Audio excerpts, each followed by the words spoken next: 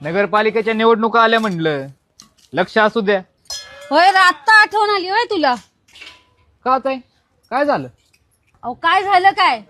निवडणुका आल्या की हात जोडायचे, मोठी स्वप्न दाखवायची आणि नाही ऐकलं तर त्याच हाताने जोडायचं. अहो 40 वर्ष झाले हेच बघतोय आम्ही. बरं मी काय म्हणतोय, झालं ते झालं.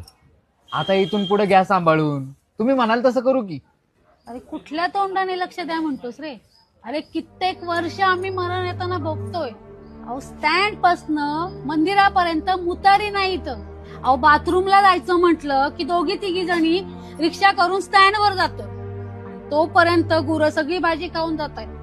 अहो रिक्षेला भाडं वेगळंच आणि इथलं नुकसान वेगळंच. मग नगरपालिकेत तक्रार करायची ना. अरे तक्रार केली तर पालिकेतली लोक म्हटली तर आम्हालाच मुतारी नाही, तुम्हाला कुठे देऊ? लय गौड बोलायला सुचतंय. इथं भाजी मंडईत एक सुविधा नाही आणि पावत्या पाडायला बरोबर येतं. ऐका, जे झालं ते झालं. आता ह्या वर्षी ना, ह्या 5 वर्षांमध्ये 100% काम करू आपण. अहो 40 वर्षात 40 संध्या दिलं तुम्हाला, तरी बी एक बी मुतारी बांधता नाही आली. 100%च्या बाता मारताय तुम्ही. मयेबाईचं दुखणं त्या प्रणिताताईंनाच कळतं.